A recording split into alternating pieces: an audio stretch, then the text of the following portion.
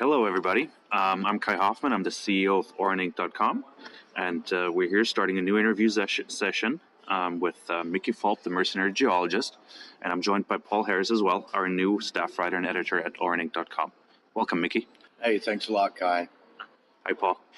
We're going to talk about the state of the junior financing market, trying to back it up a little bit with numbers and get an overall grasp on things and which metals might be hot or which ones are receiving funding, and what does Mickey and Paul, or what do they see in the market out there these days? So let's get started. 2017 has taken off quite rapidly, actually, coming out of the last year. The last week of 2016 was quite interesting in terms of deal flow and market share appreciation for some of the companies out there. What are you witnessing these days, like over the last 3 weeks? I remain of the opinion that we are in an incipient bull market for commodities.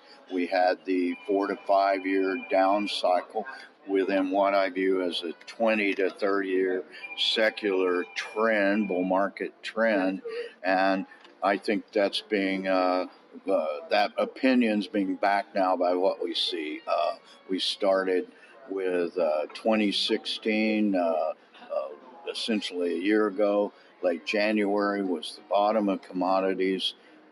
I picked it. It was pretty obvious when copper went to $1.96 and oil went to less than $27, that was the bottom, and it's been up and away since then. It was led by gold. Gold often leads the way out of these markets, but gold has had quite a downturn since September, October. It's picked up a bit this month, around $1,200, but look at copper at $2.67 yesterday, and zinc at $1.26. And the thing that's encouraging to me with those two commodities, and oil too, is they've made these runs up and now they're consolidating. So we're not seeing exponential runs like we did in gold last year, which goes up and goes right back down. This is what we like to see, which is stepwise rises with consolidation in between. And we see at the beginning of the year that investor confidence certainly has come back, and looking at the number of open deals we were tracking here at Oreninc is that we see like 3 times the number of open deals than we've seen in 2016, showing that even the companies are confident they'll be able to raise money.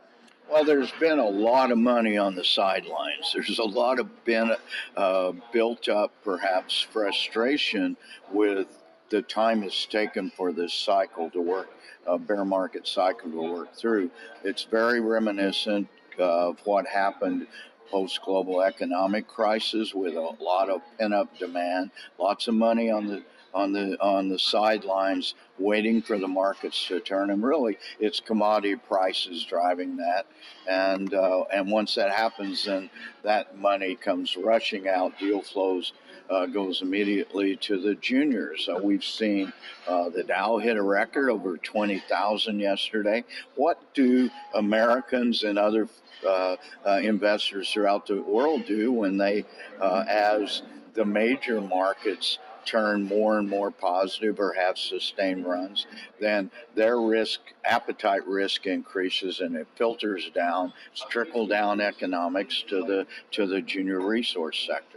Yeah, no, and I think it's time for that as well. What we're tracking here as well, or seeing here as well, that the average amount of dollars raised is still lacking behind in terms of comparison to 2011, perhaps, when we were still sort of in the bull market, or at the tail end of a bull market. So we're missing still $1 million roughly in average deal size. And with the economics you're mentioning, or the Dow at plus 20,000 points, where's the upside in that? So. Yeah, and S&P 500's at an all-time record high, and Nasdaq's at an all-time. Well. Yeah. TSX hasn't quite got to its all-time record. Yeah, did it? Yesterday. Was it? Okay. Well, I tracked that on the Toronto Big Board. We only track it on a monthly basis. I was unaware of that. But look at the Venture Exchange. Now that you mentioned TSX, Paul, the Venture Exchange all-time high was 3,200 back in 2007. or 2008, before the global economic crisis. It reached an interim high of 2440 in 2011. We're sitting at 800 right now, so we still have a very long way to go. Deal size is probably still skewed by the fact that there's a lot of zombie miners, and those zombies will live again, unfortunately, but they'll still continue to do their small lifestyle company financings. And the other thing that's going to skew this data on deal size, other than a few big deals that are the major deals that are done, are a number of startups coming in right now. And that's my sweet spot right now. There's startups. I participated in 3 startup deals over the last 4 months.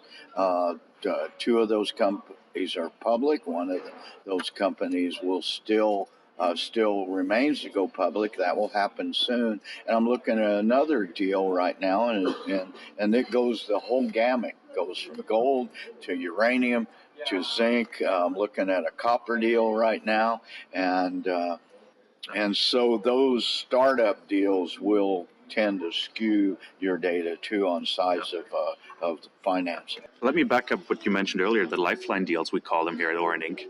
We've seen in 2016 that 17% of the financings were below $100,000. So that number is down from 2015 when it was 23%, which is a tremendous number in my opinion.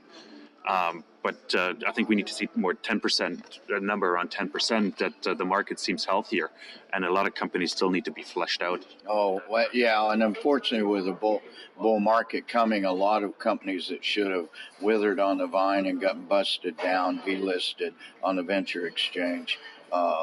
That's not going to happen. You call it lifeline companies. Some people call them lifestyle companies, meaning the CEOs live in West Van and come across every day and finance their mortgages and their lifestyles with their salaries as CEOs or officers, management fees in public companies. I actually call it mining the stock market, and there will always be a significant number of juniors who exist only to mine the stock market. Now, well, internally we use the expression WTF deals, but we call them why the financing deal, right? And well, you fooled me on that one. Me too. No, the average number of the average amount raised, dollar raised amount. Do you think because we're at the early stage of the market, that only early stage players who are maybe warrant chasers are coming in right now, get positioned before the serious money starts trickling back in? Well, we had serious money coming into the gold sector in August and September, but that got killed off very quickly by the that gold went from 1355 in late August, and it went as low as 1128, if memory serves, here in December. So that sort of big money, I think, was really lined up for gold projects, and that's been muted. But what we do need, if we use examples of emerging bull markets before, are major company deals, big deals, takeovers. If you recall, in 2009, as we came out of the global economic crisis, or actually we're really toward the end of it, big company deals. Newmont did a big equity raise.